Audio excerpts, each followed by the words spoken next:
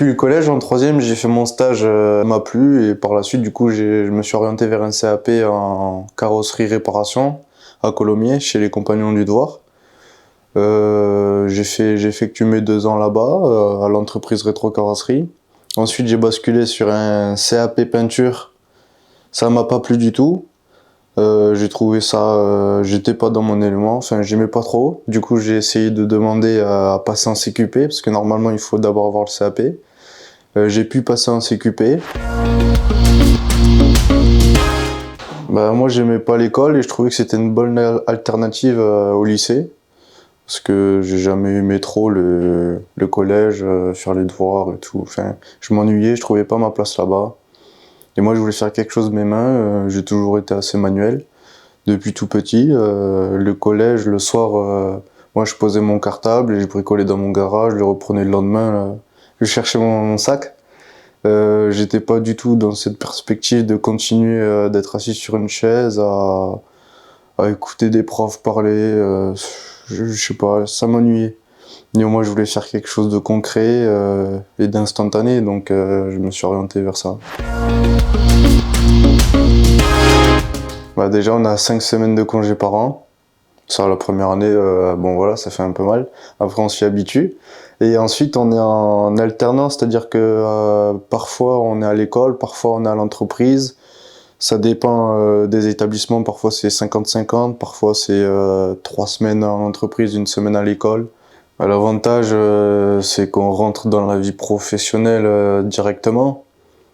Donc faut être bien accompagné, faut tomber sur une bonne équipe. En l'occurrence, moi c'était le cas. On a un peu de sous chaque mois, bon voilà, on commence à avoir un petit revenu, c'est sympa, pour se projeter, pour faire ce qu'on veut. Et après, on travaille quoi. Enfin, on apprend le métier. Alors pour moi, ça n'a pas été du tout difficile. Je pense que la meilleure solution, c'est de faire des journées avec le patron, c'est-à-dire 6h, 21h. C'est les meilleures journées pour moi, pour s'intégrer. Manger le midi avec eux, c'est banal, mais entre midi et 2, les pauses, c'est là où on apprend sur les autres, c'est pas en travaillant. Et pas hésiter à faire des heures sup, venir le samedi, le dimanche, le soir.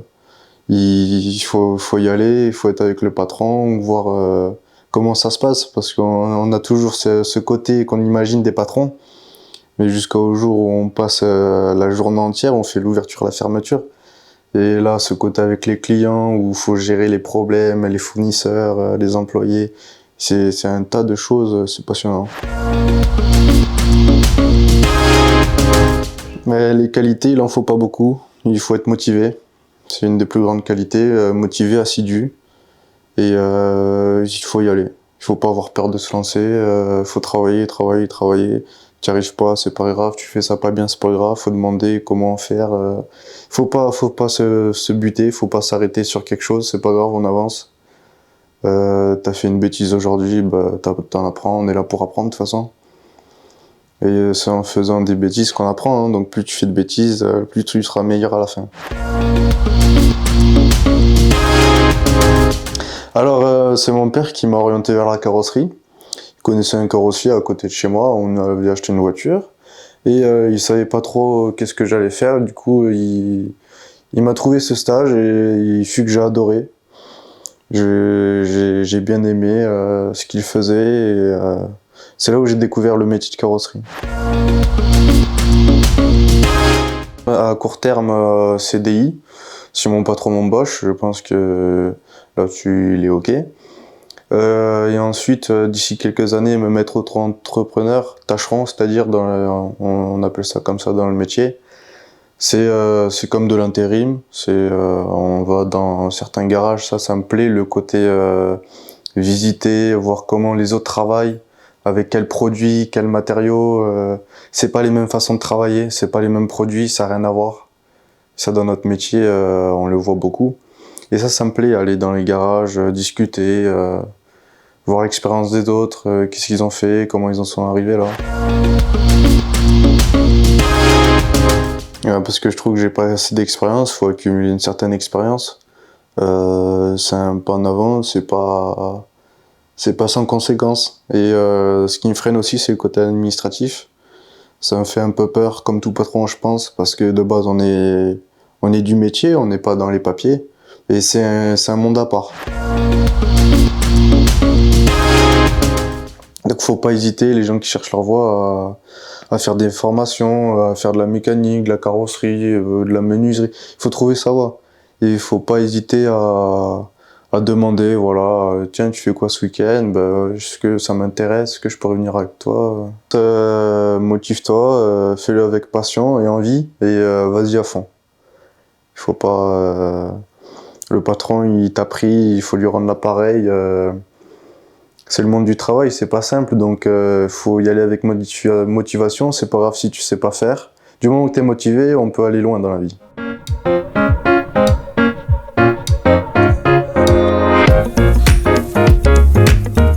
Alors bonjour, je me présente, je suis Philippe Reynolds.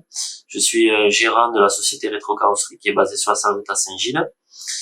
Mon parcours professionnel a commencé par un BEP chez les Compagnons du Devoir en 2 ans à Colombier, et qui de là a débouché vers un CQP, carrosserie et peinture à l'ESM Muret.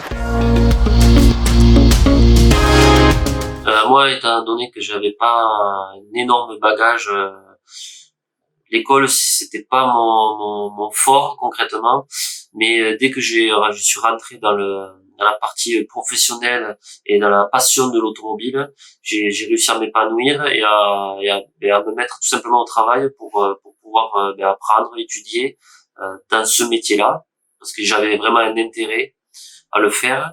De là, j'avais une grande motivation pour travailler un jour pour moi-même. Donc très jeune, j'ai réussi à monter une société où petit à petit avec le réseau, monter un atelier, etc., trouver des clients, et de là petit à petit, avec acharnement de travail, en partant de rien, c'est ce qu'il faut pas oublier, c'est qu'on peut faire de belles choses, de grandes choses, mais il faut persévérer et travailler à fond, se donner à 300% dans le projet qui nous tient à cœur. Voilà, la qualité est ce qui fait, pour moi, à mes yeux, que le métier de la carrosserie, c'est vraiment un métier que j'aime, je suis passionné par mon métier. C'est tout simplement que ce métier, c'est un métier d'art concrètement, c'est qu'avec de la pratique, de la patience et de la motivation qu'on peut devenir bon dans ce métier. Il est accessible à tout le monde, mais il faut de la patience, tout simplement. Ce métier, on peut pas le comparer à un autre, pour moi, parce qu'on pourra lire tous les livres, apprendre tout ce que vous voulez. Si vous n'êtes pas dans l'atelier en train de pratiquer, vous serez jamais à 100% efficace dans ce métier-là. On peut pas comparer ce métier à d'autres métiers. Alors les perspectives du coup pour Fabien, ça serait que une fois avoir passé quand même du temps à le former, lui apprendre toutes les ficelles de notre métier, et de déboucher vers un CDI pour l'embaucher, voilà, à long terme.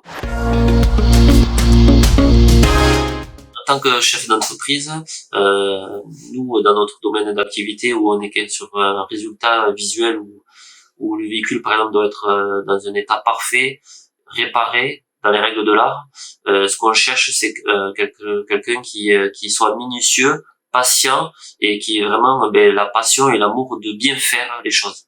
Nous sommes toujours à la recherche de jeunes, en tout cas, et d'apprentis motivés pour un stage ou pour une formation professionnelle. Pardon.